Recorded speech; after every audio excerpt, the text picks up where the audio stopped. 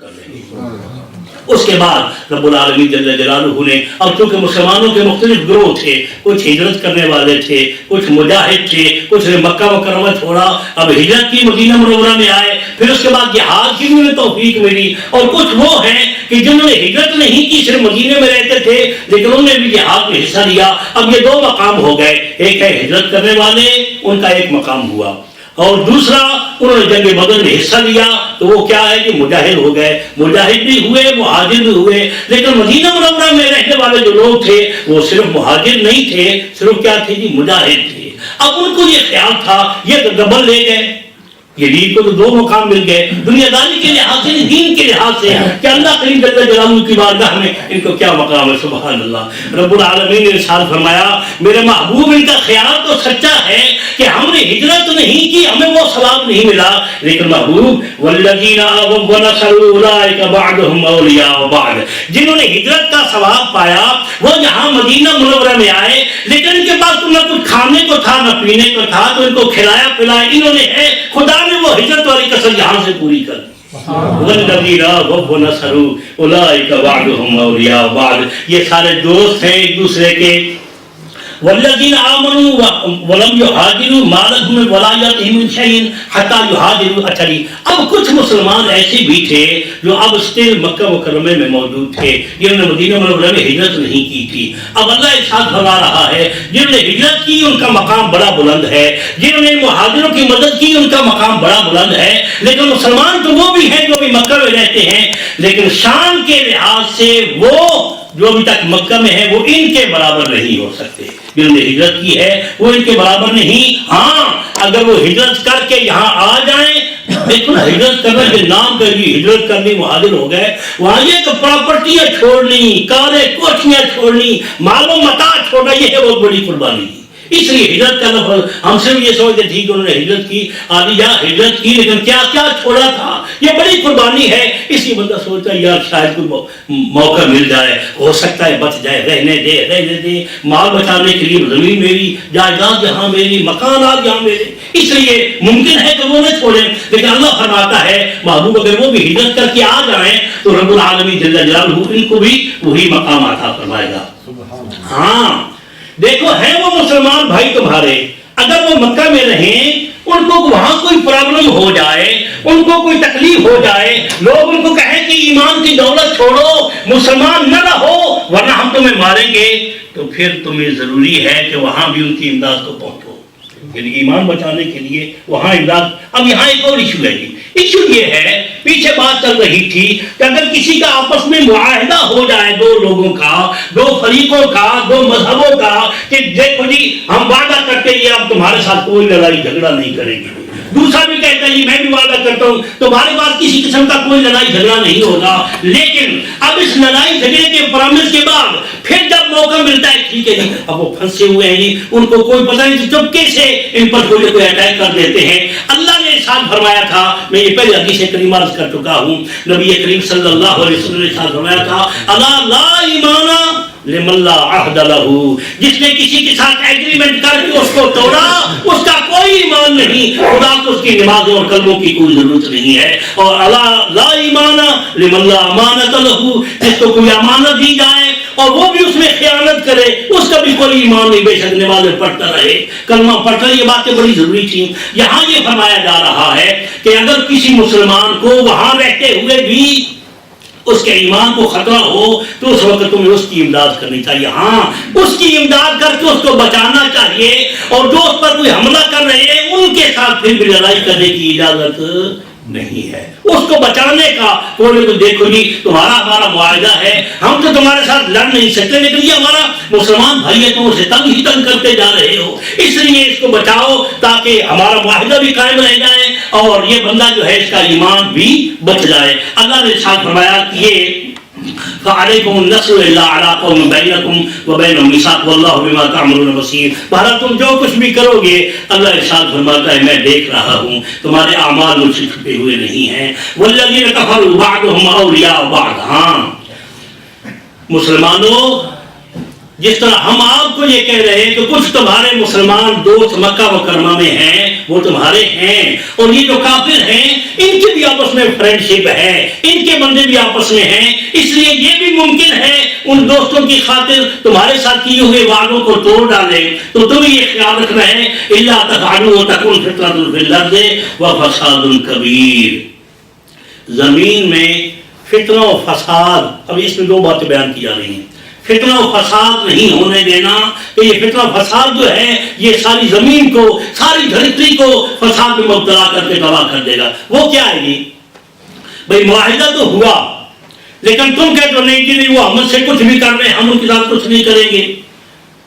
ایک بار بھی پھر بھی وہ تم پر ظلم کر رہے ہیں، تمہاری کوئی بات ماننے کو تیار نہیں۔ تو پچھلی آیات میں نے پچھلے رکوع میں عرض کیا کہ اللہ نے ارشاد فرمایا محبوب پھر اگر وہ اس بات سے کوئی بددیانتی یا بے ایمانی کریں، ان کافروں کا جو معاہدہ اور ایگریمنٹ ہے وہ ان کے پاس ڈال دو، مجھے نہیں چاہیے ہمارا ایسا ایگریمنٹ کہ تم اس کی بار بار خلاف ورزی کرو پھر کہو نہیں کہ ہم سے غلطی ہوگی، ایسا نہیں ہوگا۔ ایگریمنٹ ہم توڑتے ہیں، ہمارا تمہارے ساتھ کوئی ایگریمنٹ نہیں ہے۔ یعنی اینڈ یہ ہے، اب مثلاً کوشش کی جا رہی ہے اس کے ایمان کو بچانے کے لیے، فساد بھی نہیں کرتے، لڑائی بھی نہیں کرتے، لیکن پھر بھی وہ ظلم پہ ظلم کیے جا رہے ہیں۔ اللہ نے ارشاد فرمایا میرے محبوب فساد اس دھرتی پر نہیں چاہیے، اگر وہ اس کے باوجود باز نہیں آتے پھر کوئی ایگریمنٹ نہیں ہے۔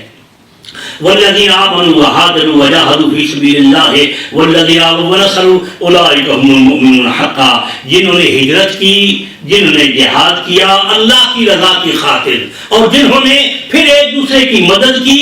اب مہاجرین اور انصار کی بات ہو رہی ہے۔ اللہ ارشاد فرما رہا ہے لوگ کچھ بھی سمجھیں، میں گواہی دیتا ہوں وہ پکے سچے مومن ہیں، ان کے ایمان میں کوئی شک نہیں۔ جو مہاجر اور انصار، اور اس کی کنڈیشن کیا تھی؟ والذین آووا ونصروا، جنہوں نے ان کی محافظت کی، ان کو پناہ دی۔ یہ میرا گھر ہے، کوئی بات نہیں، تمہارے پاس نہیں ہے نا تو یہ میرا گھر ہے، اس کے اندر رہ جاؤ، اور رہ گئی یہ کہ تمہارے پاس کاروبار کوئی نہیں، آپ میرے ساتھ بزنس میں شامل ہو جاؤ، کیونکہ وہاں مواخات جو قائم کی تھی نبی کریم صلی اللہ علیہ وآلہ وسلم نے مدینہ منورہ جا کر، یہ وہاں مکہ کے لوگوں کو مدینہ منورہ حضور نے فرمایا یہ تمہارا بھائی ہے، یہ تمہارا بھائی ہے، قربان جائے وہاں۔ اینڈ یہ ہوا تھا نا، وہ حدیث کریمہ آپ نے سنی ہوگی کہ سب کو نبی کریم علیہ السلام نے ایک مہاجر ایک انصار، ایک مہاجر ایک انصاری، ان کو بھائی بھائی بنا دیا۔ مولا کائنات رہ گئے، یعنی ان کو کسی کا بھائی نہ بنایا۔ اب بندے کو خیال تو ہوتا ہے نہیں میرا کیا بنے گا، یہ بھائی تو اس کو کھلا دے گا، اس کو رہائش دے گا، اس کو بزنس دے گا، لیکن میرا کیا بنے گا؟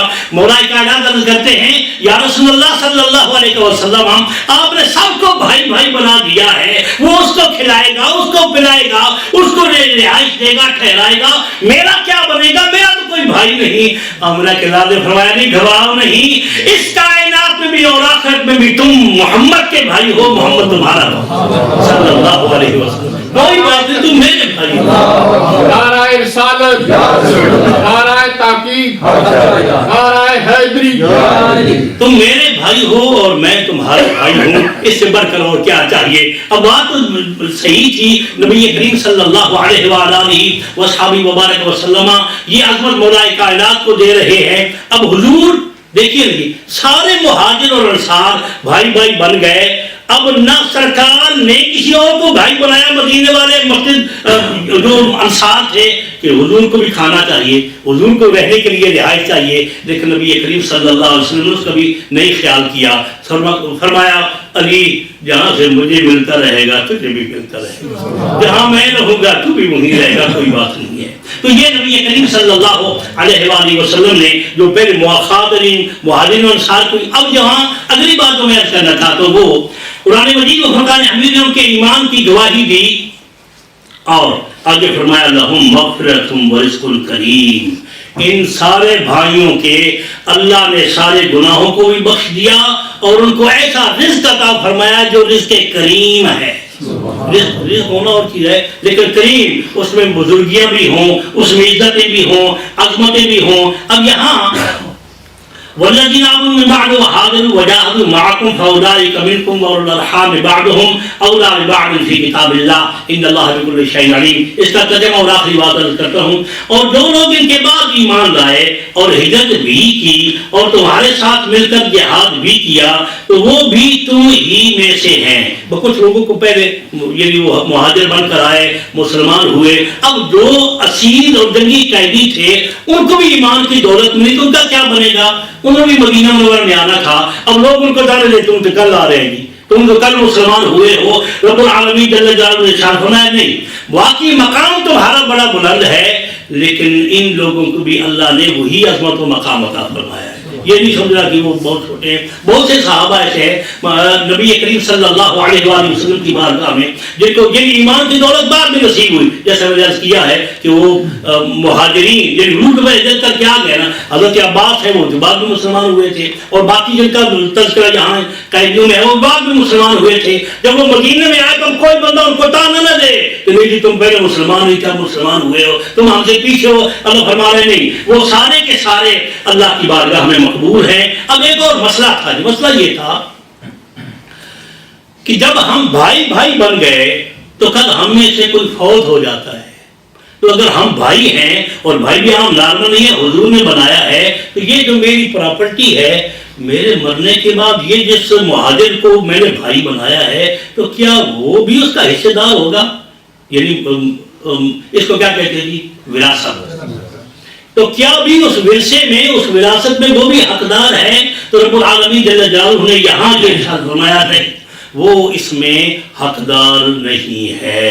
حقدار کون سے ہیں؟ وَأُولُو الْأَرْحَامِ بَعْضُهُمْ أَوْلَىٰ بِبَعْضٍ فِي کتاب اللہ, جن کے لیے اللہ نے رشتہ داری قائم کر کے, جن رشتہ دار جو پہلے ہیں وہ اولو الارحام کیا ہے جی, جو پیٹ سے رحم کہتے ہیں نا, ماں کی وہ جگہ, وہ جس جگہ پہ بچہ پیدا ہوتا ہے اس کو رحم کہتے ہیں. اولو الارحام جو اسی سے یعنی پتر پیدا ہوا, پوتا پیدا ہوا, بھائی پیدا ہوا, بہن پیدا ہوئی, ان کو اولو الارحام کہتے ہیں. اللہ فرما رہا ہے کہ یہ جو وراثت ہے نا یہ صرف رشتہ داروں کو ہی ملے گی, چاہے وہ مکہ میں رہتے ہوں چاہے وہ مدینہ میں رہتے ہوں. اور باقی یہ جو بھائی چارہ تمہارا بنایا ہے یہ صرف دنیا داری کے لیے ہی ہے, ان کو پر وراثت کا حکم لاگو نہیں ہوگا. یہاں ایک مسئلہ پچھلے دنوں میں آیا تھا کہ کچھ لوگوں نے بچے اڈاپٹ کیے ہوئے ہیں تو کیا یعنی ہمارا یہاں ہمارا کیا, ہمارے ملک میں بھی یہی حال ہے جی, وراثت کا بالکل کوئی تصور ہی نہیں ہے. سارے کے سارے بیٹے لے جاتے ہیں کیونکہ جی باپ بہت ہو گیا, اب بیٹا جو ہے وہ اپنے باپ کے مکان میں رہتا ہے, اب گیا بیٹا, باپ گیا تو یہ سارے کے سارا دے گیا جی, ابا مجھے دے گیا ہے. اللہ کریم جل جلالہ نے وراثت کے جو احکام انشاءاللہ آئندہ درس میں کسی موقع میں اسی تفصیل عرض کریں گے کہ یہاں اللہ کریم ارشاد فرمایا جس کو اڈاپٹ کیا ہو, جس کو ویسے بھائی بنایا ہو وہ وراثت کا مستحق نہیں ہوتا. یہ جو متبنہ بیٹا ہوتا ہے اڈاپٹ کیا ہوا وہ بھی وراثت کا مستحق نہیں ہے. جہاں پچھلے دنوں میں ایک مسئلہ آیا تھا, ہمارے قرب و جوار بھی کسی دوست سے مسئلہ پوچھا, بہرحال الحمدللہ اللہ کے شکر ہے ان کا مسئلہ حل ہو گیا. لیکن پرابلم تھا وہ بڑا کہ کوئی کسی کو اڈاپٹ کیا, وہ بچی جوان ہو گئی ہے, اب وہ کہتی ہے جی کہ ٹھیک ہے جی میرا بھی اس میں حصہ ہے کیونکہ تم میرے ماں ہو اور تم میرے باپ ہو. بہرحال وہ پھر آگے بات گورنمنٹ تک گئی. میں نے آپ کو صرف یہ عرض کرنا ہے کہ رب العالمین نے ارشاد فرمایا کہ اس سے تمہارا حق وراثت کا نہیں بنتا. بھائی چارہ ضرور ہے, ان اللہ بکل شیء علیم, بے شک اللہ ہر شے کو جاننے والا ہے. الحمدللہ اب سورۃ الانفال کا یہ آخری رکوع اور سورۃ الانفال کا درس ختم ہوا. اگر قسمت میں ہوا تو آئندہ جو درس ہوگا انشاءاللہ العزیز وہ ہم سورۃ توبہ سے شروع کریں گے. خلاق عالم جل جلالہ ہمیں اپنا پاک کلام سننے سمجھنے کی توفیق عطا کرے اور اس پر عمل پیرا ہونے کی توفیق عطا کرے. وآخر دعوانا الحمدللہ رب العالمین.